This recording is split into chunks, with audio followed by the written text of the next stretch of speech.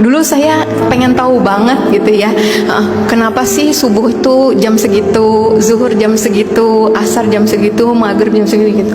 Dan ternyata masya Allah itu semua nanti ada bukunya juga itu yang saya baca, kenapa di jam segitu gitu. Nah kalau dihubungkan dengan sains nih, ada yang slide selanjutnya.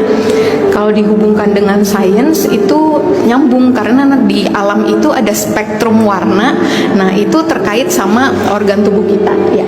Slide selanjutnya ya, ini itu contohnya ya, nggak semua saya sampaikan. Misalnya kenapa sih kalau maghrib kan kita rata-rata minggir ya, bapak-bapak pulang dari kantor belum sampai rumah minggir ke masjid gitu kan, sholat maghrib dulu gitu ya. Kalau maghrib anak-anak disuruh masuk udah maghrib gitu ya.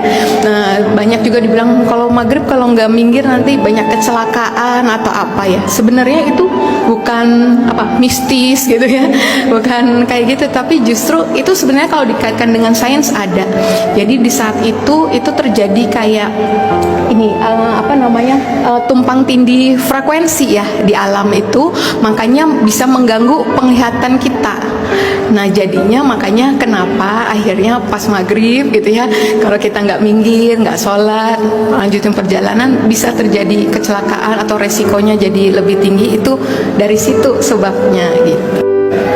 Kenapa bapak-bapak disuruh sholat subuhnya berjamaah ya di masjid gitu kan?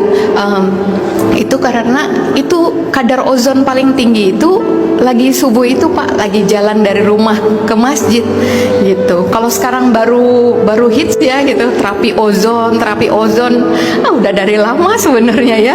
Rasulullah nyuruh kita sholat subuhnya bapak-bapak terutama di masjid itu supaya bapak-bapak dapat kadar ozon paling tinggi Pak, paling bagus di jam-jam segitu. Jadi kalau tahu keutamaannya sholat subuh berjamaah di masjid itu luar biasa, ada bonusnya lagi untuk kesehatan jasmani kita gitu ya. Ya, selanjutnya. Ya, ini dari jauh mungkin nggak kelihatan ya.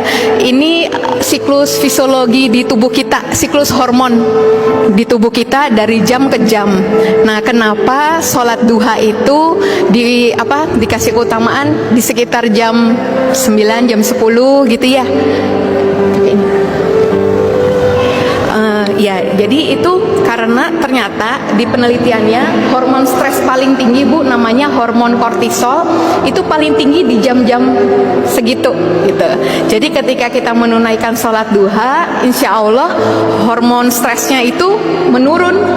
Nggak cuman bapak-bapak yang stres jam 9-10 di kantor, di pekerjaan ya. Ibu-ibu emang nggak stres, ibu-ibu rumah tangga udah lagi mikir mau masak apa nanti siang ya gitu ya, atau apa gitu. Jadi itu sudah fisiologis tubuh kita di jam segitu hormon stres meningkat. Insya Allah kalau ibu menjaga sholat duhanya itu bisa menurunkan